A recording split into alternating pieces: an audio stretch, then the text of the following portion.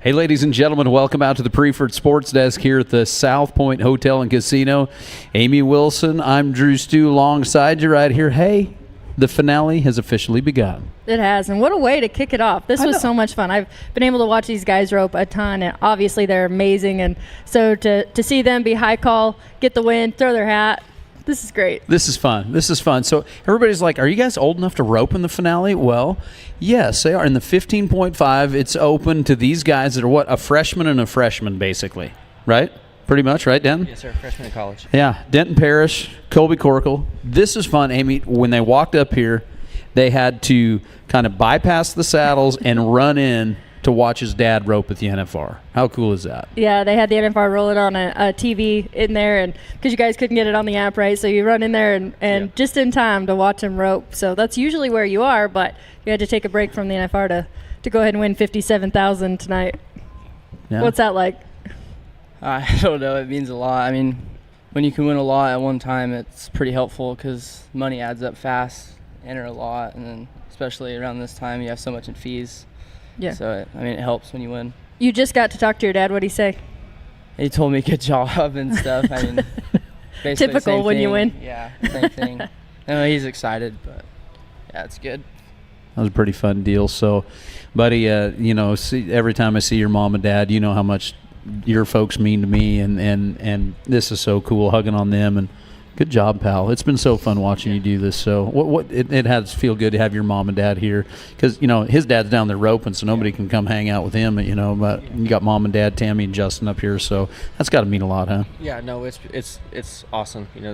With each other every day, Arizona, they followed. Me and Colby went together, and then they took their own rig and was out there. But, yeah, this happened one other time, me and Tyler. Yeah. A couple years ago.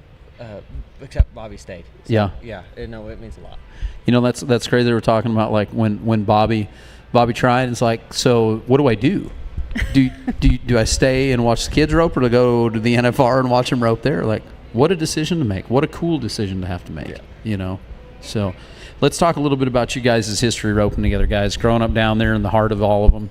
You and I have talked a bunch, but. And we've all sat together before and had this conversation.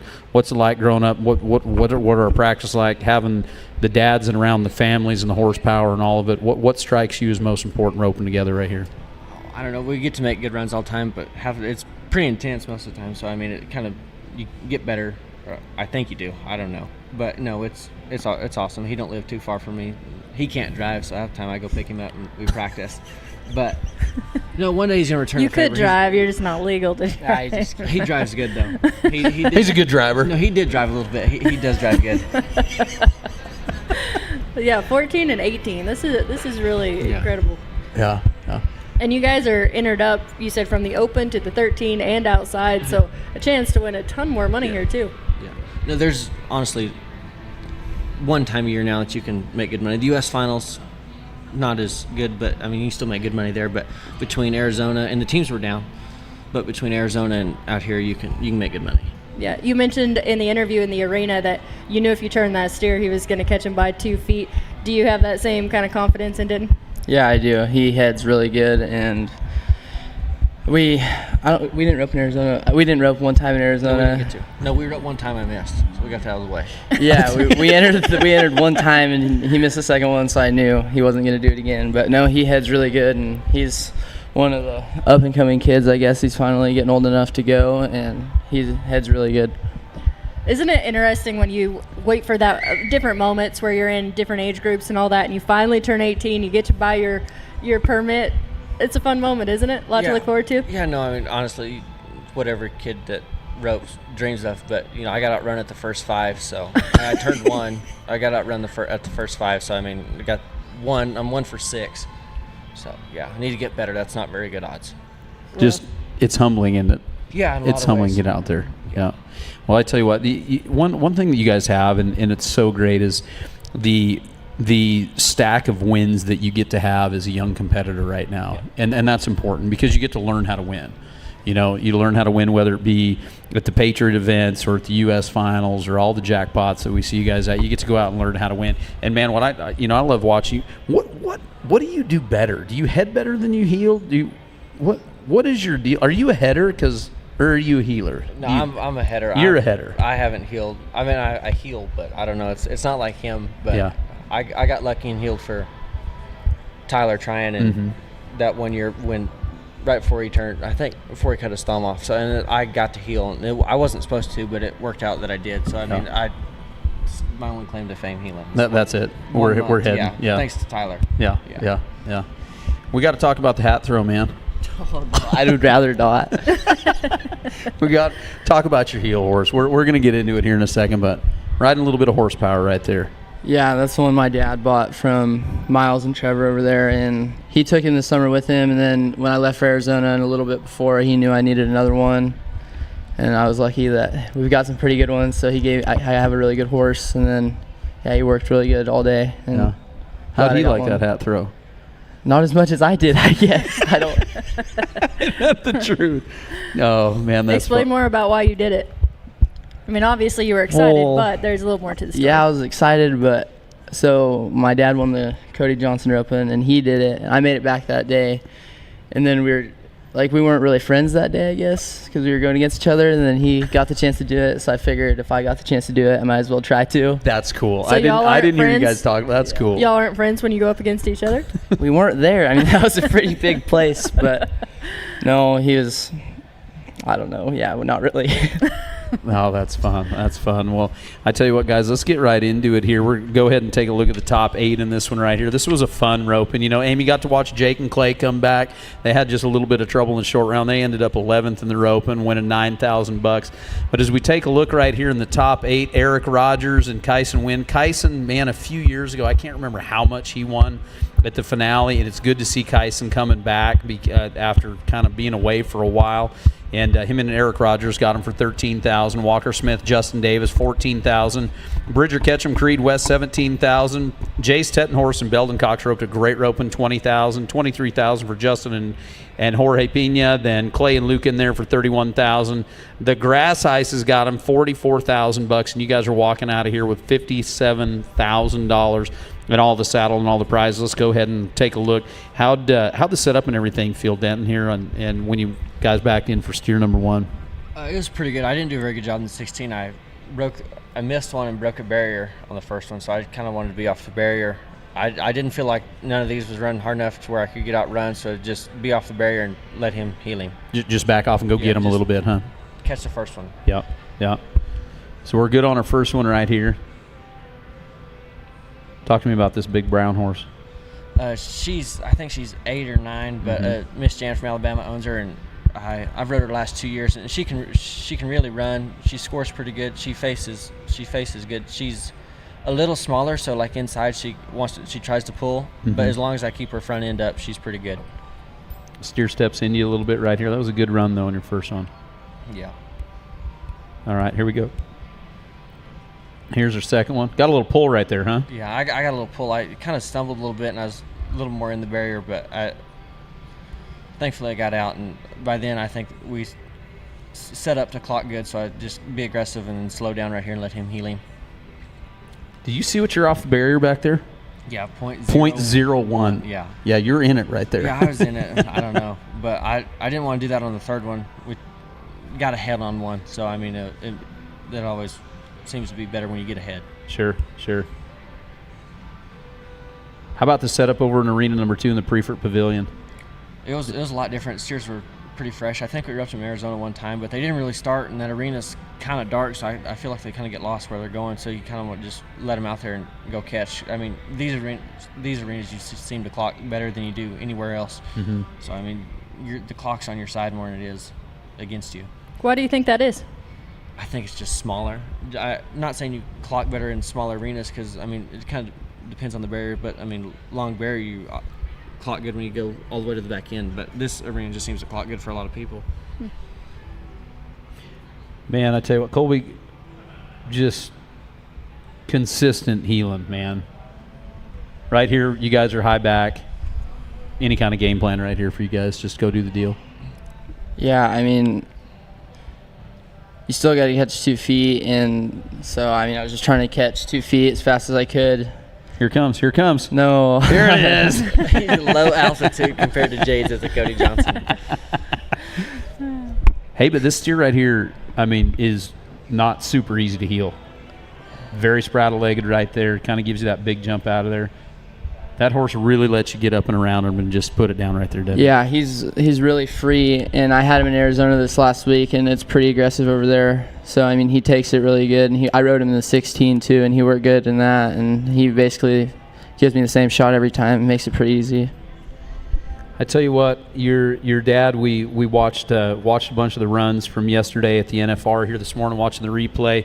And, you know, last night they were down the pin a little bit further than they probably wanted to be. But one thing, and just watching you and your entry into the corner right there, that position going in is what gives you the shot every time. Like watching your dad last night kind of hold out and just have perfect position. And then watching you heel all 4 of those steers and virtually the same exact spot. You know, man, how much do you guys work on that entry into the corner and that position and not leaking and keeping those horses up and around them? I mean, we've practiced the same since I started roping. He's installed into me. I mean, if you have good position and everything down the arena and then good position through the corner, it makes it easy to catch. Like, they're not always easy, but when everything's out in front of you and you can see it, it makes it easier. And, I mean, I've watched him a lot, and he's one of the best. So he absolutely is one of the best at it. Absolutely. So I try as much as I can to do what he does, and I don't do everything like him, but what I can piece together, I try to, and that's one thing is position down the arena and throughout the corner, I guess. Yeah. Joe B was complimenting that on their run tonight too, is how he can make a not so good steer just look so much easier than it really is. You mentioned you don't do everything like him. What's something that you don't feel like you do just like your dad? I think he's got a really good swing, and I'm still little, though. I think if I grow a little bit more, it'll be better when I get stronger. But I think everything he does looks like it's supposed to look. So, I mean, if I can get as close to that as I can, I think everything will be okay. But yeah, and how cool has it been over the years? I mean, not only to watch your dad, to learn from him, but the horses that you've been able to get on. I mean, we talked about the horse you were on today, how much that one helped you. But just over the years, you've been able to sit on some pretty amazing horses, haven't you? Yeah, he's had a lot of good horses throughout his career, and it's been really good. I didn't get to rope steers on all of them, but just getting to be around all of them when I was younger and stuff. I mean, it's cool. Not a lot of people get to do stuff like that. So, yeah. I mean, try to not take it for granted or anything. So, yeah, it's really cool. Something else he's not taking for granted anymore. Dr. Pepper? Oh, yeah, Dr. Pepper. South Point, you used to have Dr. Pepper. Lighten the mood a little bit and throw that in They there. can do a little side hustle out here, bring some Dr. Pepper for everybody to the South Point, man. Yeah, you cover your fees with Dr. Pepper sales. Hey, I want to talk about this because I don't know if you and I have ever talked about this, but going back to the horsepower, a lot of people don't know, like, your dad and the Brazil family, and I mean, there's been a whole lot of great horsepower right there. Back when I was living there at the house, I mean, your dad and Jimmy Brazil, the relationship there and the horsepower back then, you know, man, I remember that big dun horse that your dad had that was so out. What was that horse's name? Numbers, that's right. Man, and your dad always rode good horses and then was always around the Trevors and man, that's so important and man, just a big part of your upbringing, wasn't it? No, it means a lot. I mean, I've had a great one, I would say. Yeah. Like, maybe not works the best, but for me, it was great at from when I started. My old horse, my old sorrel horse, he's old, but he was solid. I mean, same run every time. He was great. And then my black horse, and then I got my buckskin and this bay mare right here. So, and my dad's picked most of them out. The buckskin that I ride, no one would have picked him. My dad did. I wasn't a fan at first. He wasn't good. But this mare was tricky at first too. Like she's all there, but she's not very big. But just everything about her, there's a lot there. And it took me a little bit longer to get with her. Not get with her, but just kind of make everything seem as smooth inside and just different setups. I mean, it's just now she's pretty even everywhere we Did go. your dad really help you with like getting through that horse and figuring it all out, or? Yeah, I mean, it was just kind of just keep riding them, make them. Yeah. Because, I mean, the more you ride them, the more you catch them. Catching one's going to train one. So, Yeah. I mean, if you catch a lot, they're going to train faster. Yeah. I'm not saying it's not difficult, but if you catch and score, Yeah. take care of them, and they seem to last a long time. You just reminded me of something I haven't thought of in years. So when I moved to Texas, Amy and I was living at their place, we were out loping around one day, and or we had started practicing, and Justin first asked me if I knew how to sit down on a horse and rope at the same time, because we were riding some young ones. And I would stand up like I was bowing over him to heel him every time. Justin's like, "Can you sit down and ride a horse through the corner?" And I was like, "No, I don't think I can." And then the other thing was had those young horses, and Justin and I roped together a lot. And he was like, "Will you quit tracking them and start heeling these? Because if you would go ahead and catch them fast, we could get some horse training done around here." And it changed. Like, I'd never been around any of that. I just came from Montana and just kind of wallered through it all. But your dad taught me so much. But I'll never forget when he was like, "Can you sit down on a horse and swing a heel rope?" And we were roping the heel-o-matic at that time. And I was like, I don't know if I can. I mean, Justin's who taught me what a lead change was. So. Yeah, no, it's the same way with kind of us starting a bunch of head horses. There's a bunch of outside horses at the house. He doesn't. It's not worried about catching and putting them in the right spot, because if their feet aren't in the right place. So I mean, the faster you throw, the more the quicker their feet. They figure it out. They're going to figure it out. Not saying they won't get quick enough and you have to free them up, but they're going to get used to getting pulled on, being out of position. But if you catch on them and make them kind of get jerked around a little bit at first, their feet seem to clean up a lot. Absolutely. What did you feel like your dad saw in those horses that you didn't see at the very beginning? I don't know. Oh. Everything. It was tough at first. I wasn't a fan. It was a lot. Just know. He knew. I don't. So I just said, yes, sir, and went on. Just do your job. Yeah. When they was ready, I get to ride them. Yeah. But other than that, I stay off. Yeah. Well, I tell you what, guys, it's a testament right here. I'm awful proud of both of you guys roping so good, and coming from great families, great roping families. I mean, Amy, this future right here, the finale champions, kicking us off. Yeah, you guys mentioned some other names of some young talent that we get to see, and it really is exciting. I mean, all the opportunity that exists now in team roping, and when you grow up like you guys did with the teachers that you did, having a rope in your hand, great horses, it's really cool to see it all now. And you guys 14 and 18, that's crazy, but it's very cool, and hopefully we get to talk to you guys a lot more. Entered up from the Open to the 13 and outside, so lots more winning They'll be to do, back. isn't there? They'll be back. Yeah, I hope so. All right, we'll see you back here. How about that, guys? Yes, sir. Yeah, It we'll see works. you. Yeah, Yes, we'll sir. save you a seat. Yeah, I'd keep this one reserved. I got you, buddy. That Good was job, for guys. you for sure. Thank you. Well, everybody, make sure you stick around. We're going to be kicking back off here in the morning as we get rolling on down here through the finale. This is day number 1 here at the Area World Series Team Roping Finale, or Priefert 15.5 champions right here, and we're going to start it all again tomorrow and keep doing it. Remember, if you want to watch the ropings, you can go to wstroping.com. If you're a Keycard Max member, that is all part of the deal, or you can pay a small fee to watch the pay-per-view there as well. And we're going to keep bringing you these updates. Keep watching on EQN Sports, and we've got a lot of stuff. Amy, we've got all kinds of this is like our 6th show today, I think. Like, seriously, like we've got a lot going on here, so it's going to be a whole lot of fun, everybody. Don't miss it, and we'll be back. We'll start off tomorrow morning at 9 a.m. with mornings in D minor, and then the replay, and then interviews, and then more champions, and that's just what we're doing, right, Amy? Oh yeah, it's such a fun time to be here in Vegas and paying out a ton of money here at the World Series, and thanking our sponsors and getting to tell other stories from the NFR. So yeah, all right here at EQN Sports. I love it. All right, everybody, have a great evening. We'll see you tomorrow.